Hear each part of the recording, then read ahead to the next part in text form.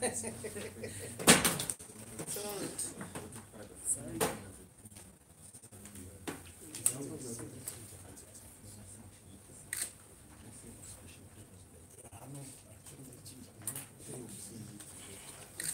can use this opportunity to set up your cameras and your equipment. Thanks.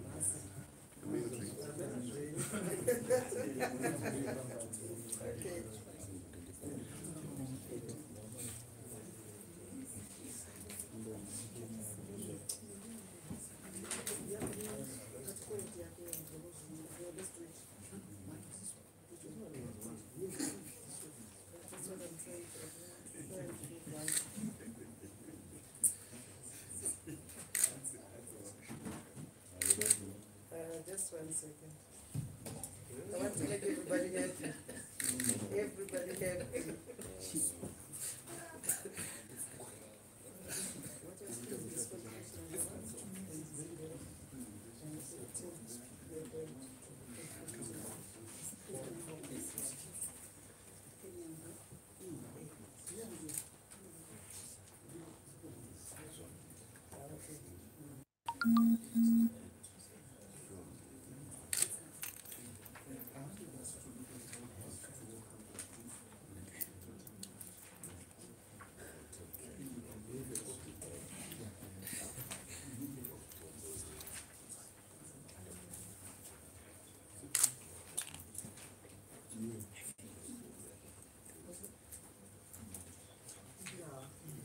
I saw that too. Yeah.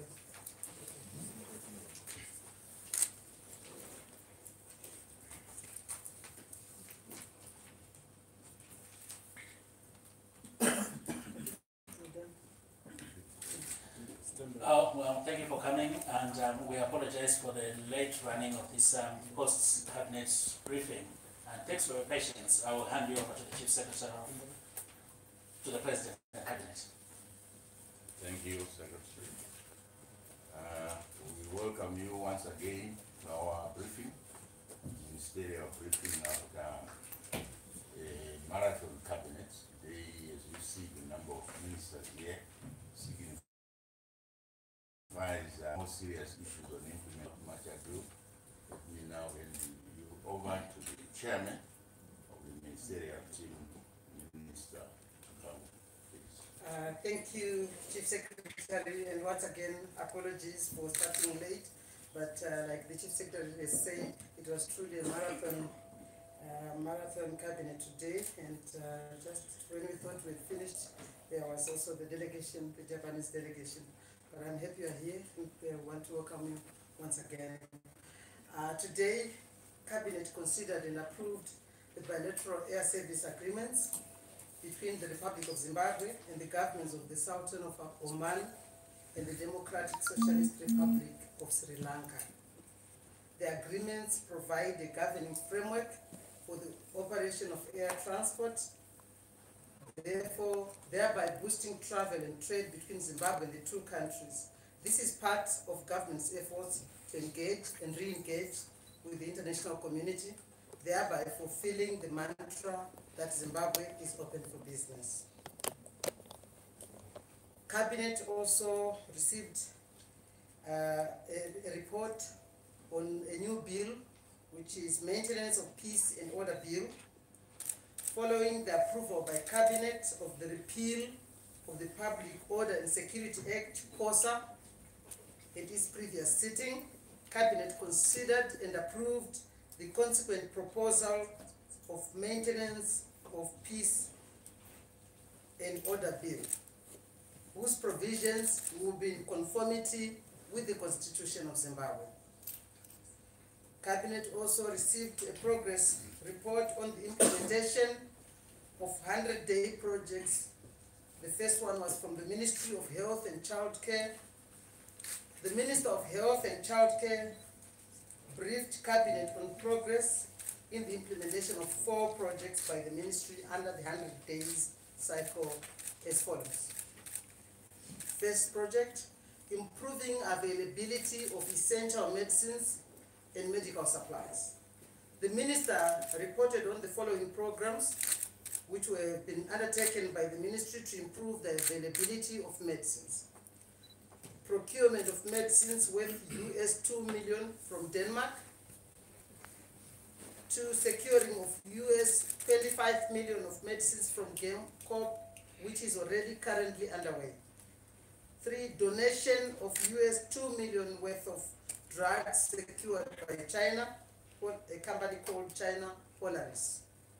Then procurement of medicines under a commodity exchange program involving the Russian Federation national security, which is already under discussion. Based on the results of medicine availability, the tracer study by the ministry, 53% of the health institutions have at least 2 months of stock of at least 65% of the tracer medicines available. A report was also given on what the ministry has done by setting up a center of excellency, a super specialist hospital at Parenyatwa Hospital, to address the prevailing situation where patients in need of specialist services are forced to seek treatment outside the country, often at costs beyond the reach of many of our citizens. Government is now working towards the establishment of a specialist hospital wing under the Parenyatwa group of hospitals.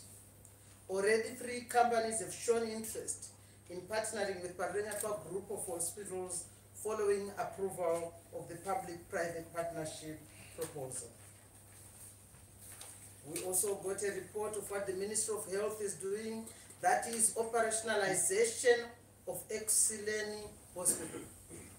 Government is currently evaluating the bid by Shada Hospital from India for the operationalization of Ekuseni Hospital Bulawayo. Once this process is completed to government's satisfaction, work on the opening of the hospital to the public will commence. Cabinet also received a report on the progress in the implementation of key projects from the Minister of Higher and Tertiary Education, Science and Technology Development. He briefed Cabinet on progress achieved in the implementation of projects of national importance being undertaken by his ministry. The projects fall under the following 8 categories: geospatial, geonautical, and space capability ZINCSA projects. Funding for the projects was secured and implementation is underway. The projects include geospatial capacity for mapping A1 and A2 farms to facilitate issuance of 99-year leases and A1 resettlement permits. 2, the geospatial capacity for revision of Zimbabwe's agroecological zones. And 3, geospatial capacity for detecting and quantifying minerals. The other project which the Ministry of Higher Education is carrying out, mineral research and energy development.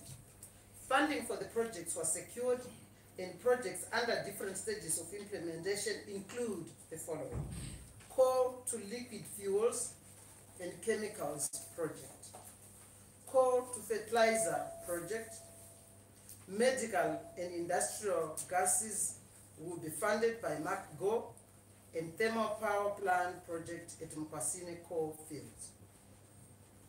Then we also received a report from the same minister on adoption and development of life technologies projects, which include the following: biotechnology and advanced cattle reproduction technologies project, a project now ready for launch. Then there is another one, the biotechnology project for potato production, and another one, Gemonics Technologies project. Equipment was procured for the Genomic Center. 4, the infrastructure development projects. Several strategic alliances have been created through public-private partnerships for infrastructure development at higher and tertiary education institutions, and are at different levels of implementation as follows. Construction of a shopping mall at UZ using Mount Pleasant Hotel Private Limited is to start in February 2019. This is a joint venture it's being done with a joint venture company. DevTech Proprietary Limited, the company is undertaken to bring 10,000 laptops in the next 3 months for tertiary students at an affordable price. An agreement was signed with Bank ABC for the construction of a medical school at the National University of Science and Technology, NUST, and this project is now ready for implementation. Under the EduZones in Universities and Colleges project, 15 universities and 6 colleges are to be provided with free Wi-Fi through Liquid Telecoms network by the end of February 2019. Then the other project of industrial parks. Land has been identified for building industrial parks at the University of Zimbabwe farm. It also Chivu Council, Masvingo, and Maronde. Then on the access to education, science, technology, engineering, mathematics, STEM projects. Under this project, this year, a total of 2,000 science teachers will be capacitated in the teaching of science and mathematics. Under HTEI's internationalization project, the Study in Zimbabwe project has now engaged private companies in Zimche. The cabinet also received a report on the principles of the Freedom of Information Bill. The Minister of Information, Publicity and Broadcasting Services, the one talking, presented principles for the Freedom of Information Bill. The bill will create a legal framework that outlines parameters for the exercise of the right of access to information that is in line with provisions of 61, 1A, and 62 of the Constitution of Zimbabwe. So this is about realigning our act to the Constitution. Cabinet approved the principles and directed that instructions be issued for the drafting of the actual bill. This actual bill, which is one of the 3 bills envisaged to arise from the repeal of Access to Information and Protection of Privacy Act, Chapter 1027. At the same time, the Minister of Information once again presented the principles for the protection of Personal Information Bill to Cabinet. The proposed bill is one of the 3 bills to replace the Access to Information and Protection of Privacy Act, which is being repealed. The Protection of Personal Information Bill seeks to create a legal framework that outlines parameters for the exercise of the right to privacy that is in line with the provisions of the Constitution. Having considered the principles, Cabinet approved them, thereby triggering the process of drafting the bill.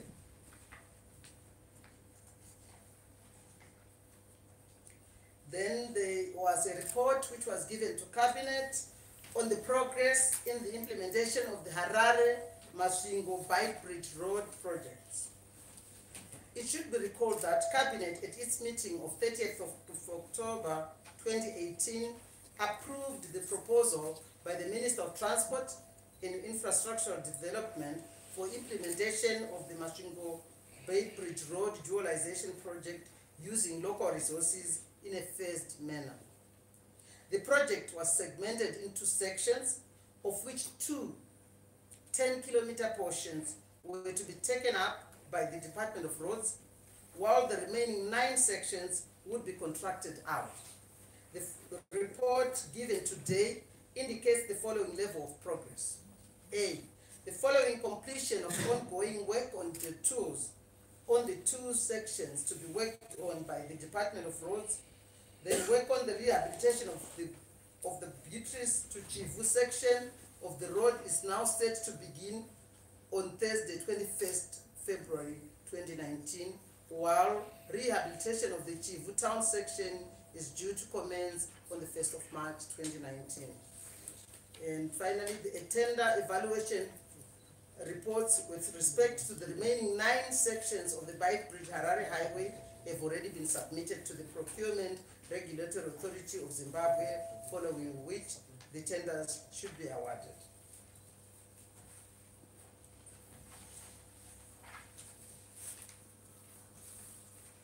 Cabinet also received a report and update on the Battlefields mine disaster and way forward.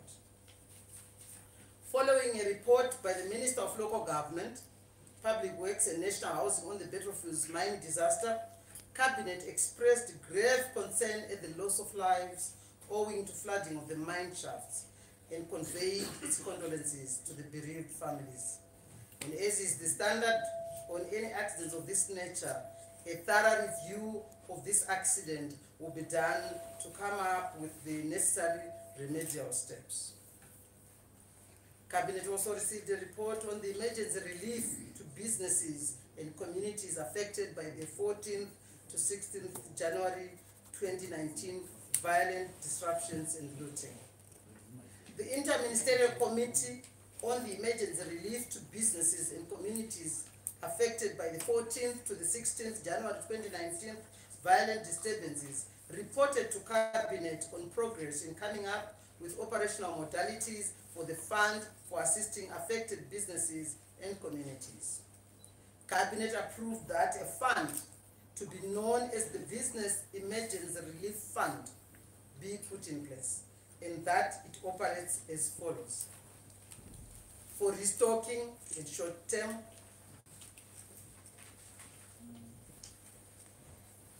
that cash shall be disbursed directly to suppliers, and that retailers shall be expected to draw down goods from those suppliers of goods, be they wholesalers or producers. Beneficiaries will repay the loan over a period of 3 to 6 months at an interest rate of 4% per annum. The fund will also do re-equipping. That will be medium term. Funding assistance will go towards replacing damaged or destroyed equipment. The repayment time frame will be 12 to 24 months at an interest rate of 3% per annum. Beneficiaries will be given a 2-month grace period. And under infrastructure development, which is long term, the estimated cost of the damaged infrastructure restoration and enhancement is US dollars 3.8 million dollars. The loan repayment period on capital expenditure is 10 to 15 years with a 2-month grace period. Interest rate levied will be at 2% per annum. Cabinet also received a report on the Public Enterprises Reform Program. Implementation of the Public Enterprises Reforms is continuing. In today's sitting, Cabinet considered proposals with regards to the ZMDC and Allied Timbers Limited under ZMDC. Cabinet was updated by the Minister of Finance and Economic Development on the progress made in the partial privatization of ZMDC subsidiaries. In order to assure an orderly privatization process that will generate value for the investor and generate growth in the mining sector in fulfillment of Vision 2030, Cabinet approved the following. The first, the discontinuation of the tenders awarded in respect of Givington Gold Mine, Jenna Gold Mine, Links Graphite, Sandawana Mines, Mbungu CBM and Gwai CBM, which were viewed as not being satisfactory and that measures be taken to first enhance their attractiveness.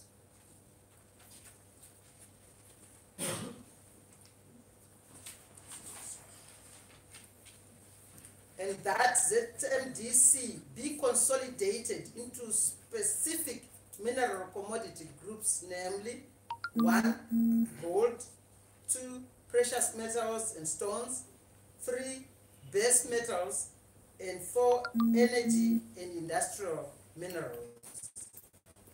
A SPERI will be established for each of the mineral groups.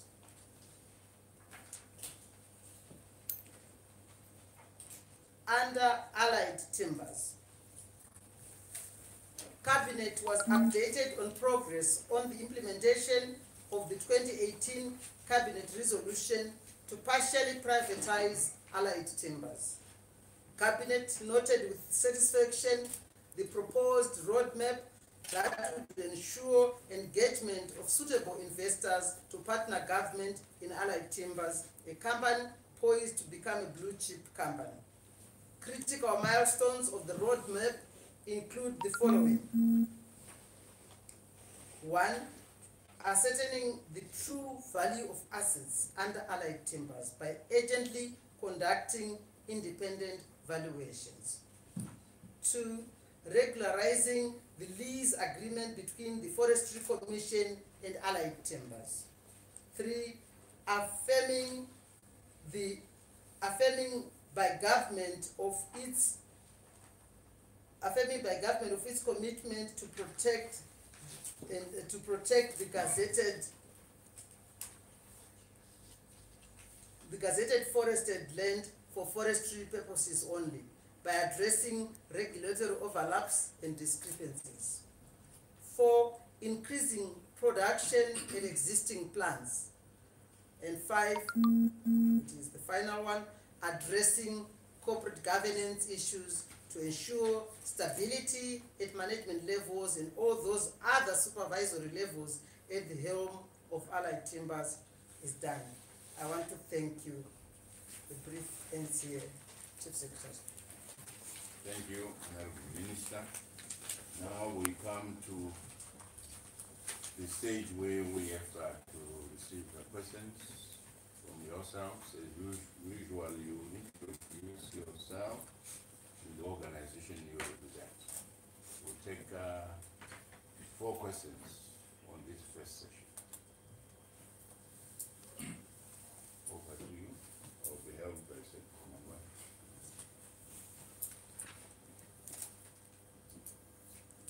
Good afternoon. I wanted to ask about the industrial parks that you're going to be establishing. You said at UZ in Chivu and in Marondera.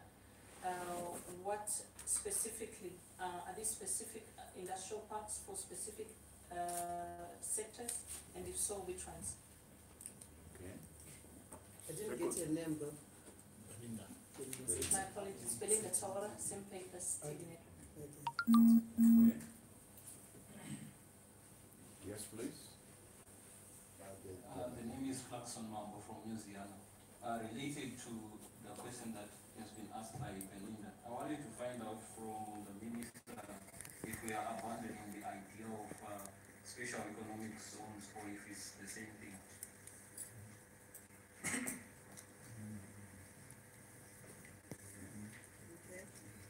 Yes, please. My name is Omega from the Arab. Honorable Minister, you made reference to my question is, in what way is it different from POSA? In other words, what improvements are there in the new legal provision which was absent in the intended dispute legal instrument? Okay. Okay. Yes, please. My name is Lovejoy from 26 Richard. My question is to Honorable Minister Chando. Yesterday you were in Kadoma Battlefields and you visited the site. Has government managed to contain the whole situation there? Are you satisfied with the progress that has been made so far? Okay. Over to you, That's four. Minister. Yes, thank you, Chief Secretary.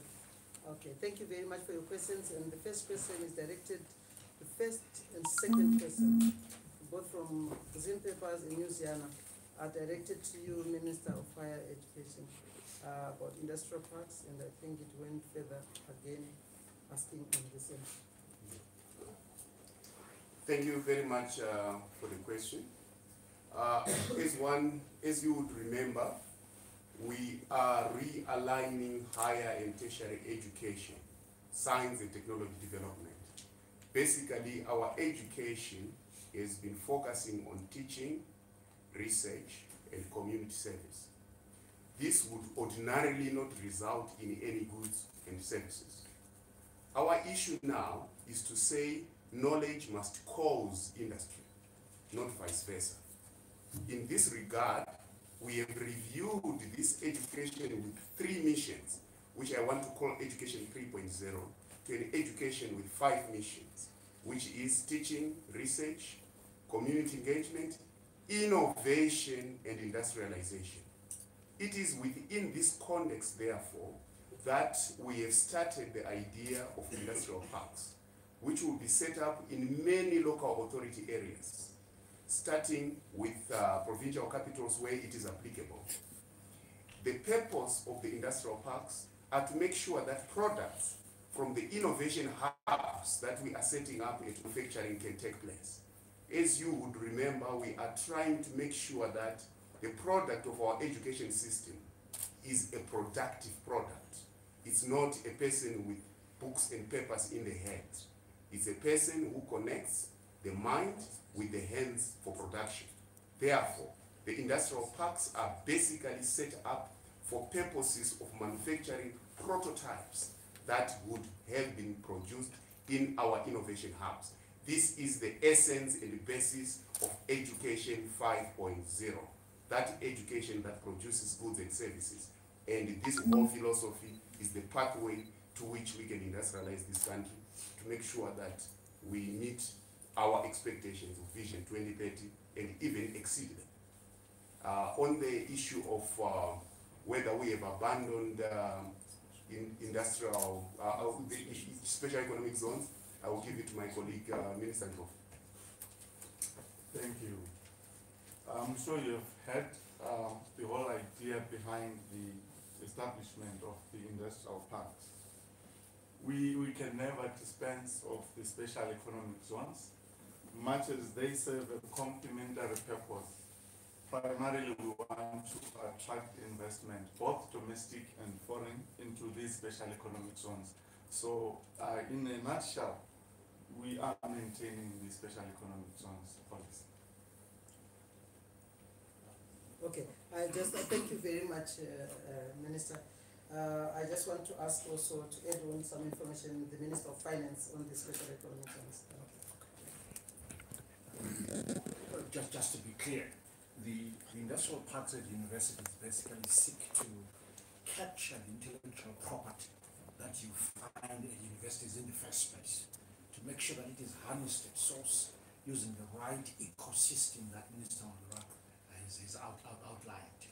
That's what you're doing really with industrial parks, to create the right environment, the right ecosystem to harness and commercialize the intellectual property coming out of the research that universities do.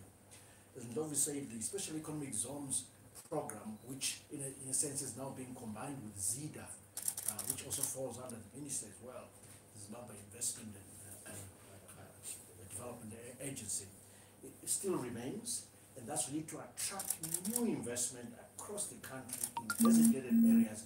So the two things really complement each other. They are not a substitute for each other. Thank you, Minister. Minister Nyimbe. Zwamaida from Herald is asking you, Minister Ziyambi, that you presented a new bill which is whilst repealing POSA, and he wants to know in what way are they different. Minister? Thank you, Honorable Minister. Basically, as you all may be aware, we had about 2 judgments of the courts relating to POSA and also their compliance issue. We need to align the POSA to the Constitution. But we agreed that we need to change the name, and the new name, Maintenance of Peace, Maintenance of Peace and Order Bill. But I will highlight 3 issues because it's a big bill. I can't go through everything. The first issue that we wanted to amend is where a convener in the current act there was no requirement for the regulator to give a specific period whereby they can respond if you have applied to hold a public meeting. In the new bill, we are saying that once there are no issues within 3 days, the regulator must inform the conveners of that particular meeting that they can go ahead. This is going to be inserted in the bill. And also, we had an issue whereby we needed to deal with the section 27, whereby it spoke about the regulator being allowed in advance, in anticipation of a demonstration, to designate a certain area that demonstrations cannot be done for a month or so. This we have repealed. It's no longer there. So that requirement whereby the regulator was allowed in advance to ban in a specific area, demonstrations have been removed. And there was also within the Act the provision that if you do not have an ID, you can be detained. In the new Act, if there is a security roadblock and you do not have an ID, the officer can now require you to come to the police station within 7 days to identify yourself with your ID. Should you not have an ID, then you'll be liable to a fine. Previously, you would be detained if you do not have an ID. And then lastly, there's a provision in POSA where the armed forces can be called to assist the police. And the Constitution, the 2013 Constitution, says that once the armed forces have been called to assist the police, the President must cause Parliament to be informed. So we are going to insert that provision to ensure that within the Maintenance of Peace and Order Bill, that provision is captured, whereby the President will now be called upon to inform Parliament at least within 7 days of his next sitting after deploying soldiers to assist the police. So these are the highlights of the amendments in POSA that we are proposing in the new Act. It's a big Act, but these are the most important ones. I thank you.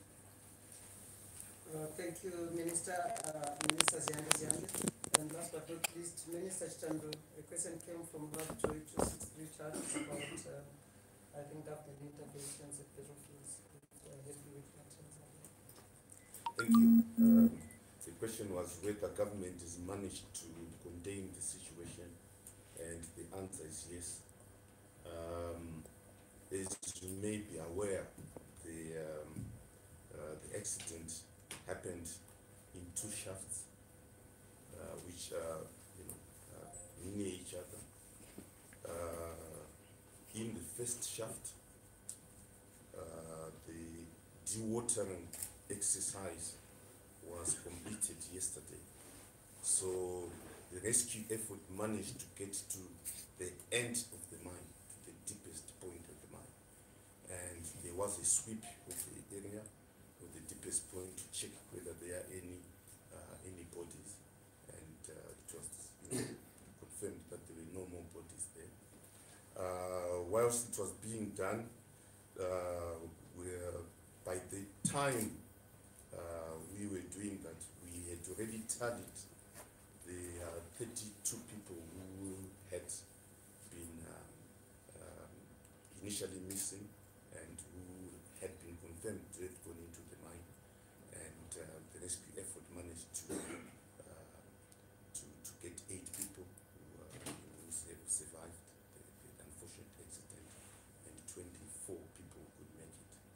But we couldn't take anything for granted in terms of the rescue effort, so we continued drilling up to the deepest point in the shaft, and did a sweep of that point, and got satisfied that as far as that shaft is concerned, we had managed to contain the situation. The next shaft which we are working on, they reported 4 people who are trapped inside, and it's a much bigger shaft, and the dewatering process is underway, and we expect that the 4 are trapped in level 3, level 4, which is about 150 meters from the surface, and we expect that we can give some feedback tomorrow as to how far we will be in terms of dewatering of the mine, initially up to that level and to other levels which are deeper than that. Thank you, Minister. I know you went with the Minister of Tourism and Environment. Maybe she has something to add, Minister. Do you have anything to add? Thank you, Chairman. EMA, the Environmental Management Agency, will continue assessing compliance of all mining operations to ensure safety, and we are going to increase the enforcement aspects with all the relevant stakeholders in the area, so that we reduce or stop such disasters. Chief Secretary. Okay, to our last round. Yes, please. My name is Gordon Omondi. I just want to find out whether the cabinet discussed the request by National Arts Council to declare Olive Niger Mogoshi national. Anyway, that was not discussed. In any case, it doesn't come to cabinet. It goes to police. So that's not the role of cabinet. So we'll give you another chance if you want to add something.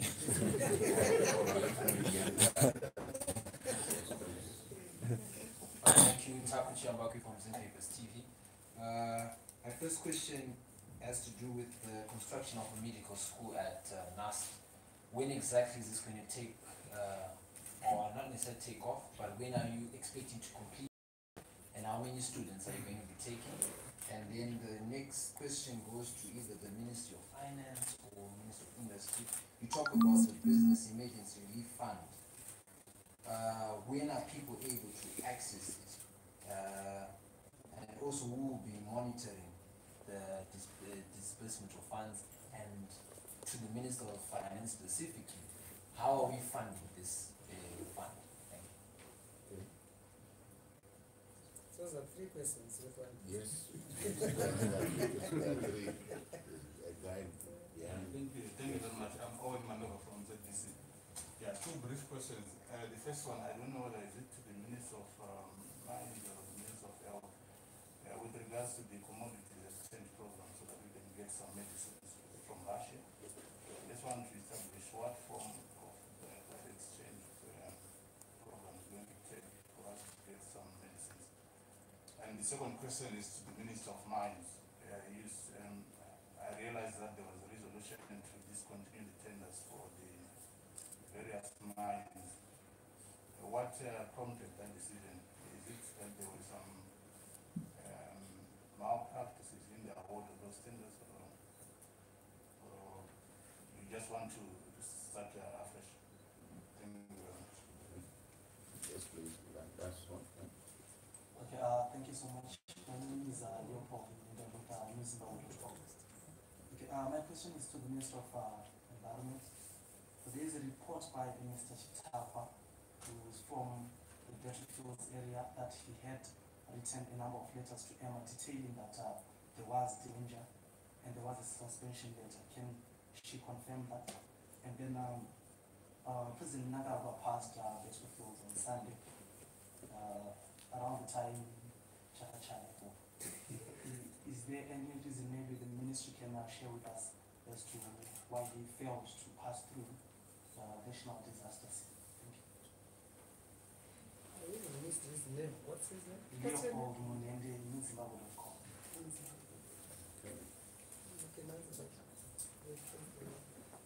That's the last one, yeah. Okay. Sorry, you want to answer it first? No, I'm saying. Thank you, Chief Secretary. Taku from Zim TV, Zim Papers TV, is talking about NAST. When are you expecting to complete, I think? And that's Minister of Education. Thank you very much, Taku, for the question. As you know, we are undertaking a massive infrastructure development program at our universities or higher and tertiary education institutions, with a very simple principle that we have to work with the private sector. And where it is possible, the private sector is taking the lead. Because our principle is basically saying that at a university, government does not necessarily have to own a building from the day one. So this attracts massive interest from the private sector. When we did this, several players came in. Bangi DC has been very generous to us in terms of coming to the party. They offered to build NAST Medical School.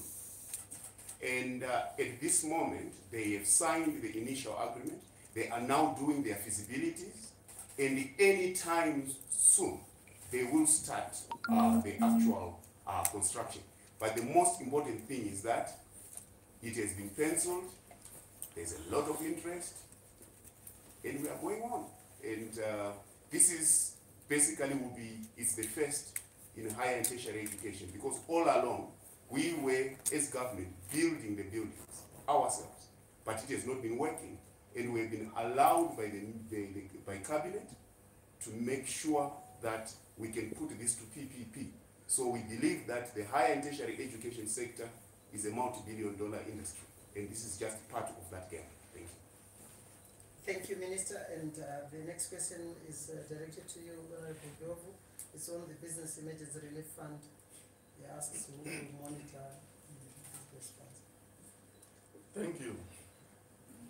Right, this fund is actually targeted at 4 provinces, those who were affected by the looting that took place. That's Bulawayo, Harare, Midlands, and Marsh West Province. In order to expedite this process, we expect that in less than a week, those affected should begin to access the facility. And we have set up a specific fund for that, and the constitution was presented and adopted today by cabinet. How it will operate, we have, as Minister of Industry and Commerce, present presence in all these 4 provinces, and we have received submissions by all those who suffered losses, and we will be using the submissions that were made by the ministers of state. We will be receiving no new submissions to that regard. The fund itself will be managed by the Ministry of Local Government. So following authorization from the Ministry of Industry, claims will be submitted to the Ministry of Local Government for honored payment to the suppliers. We have created a facility that we believe will enable government to recover most of the money, if not all, that will be dispersed to assist the companies that were affected by the disturbances. Thank you. Thank you, Minister Nyofu. The same guy asked a question on financing. So, Minister of Finance, how are you funding? Thank you very much. Within Treasury, we've identified the necessary resources to meet this relief that is much needed by these businesses which were impacted by the disturbances. So we have the resources to do that. And mind you, these resources are not free. We have to repay, although at an affordable interest rate, so that it reflects that we desire to extend relief to them, but they have to pay back the monies. But the terms are soft and affordable, I believe. Thank you. Thank you very much. Thank you very much, Minister. The next question from Owen Mandova, I think, was directed at you, Minister of Development. Yes, thank you very much for that question. In regards to commodity exchange, for medicines, you all realize that there's a shortage of foreign currency, and therefore we have to be innovative and find other ways and means of ensuring that we stay afloat. And the Russian Federation National Security, is in agreement, with the government of Zimbabwe to have an exchange program for medicines against, commodities, here in Zimbabwe. So I think it's a fantastic approach. The Minister of Finance, the President, have worked on it, and I think it's going to benefit us quite a lot, and we look forward, to having similar arrangements in future,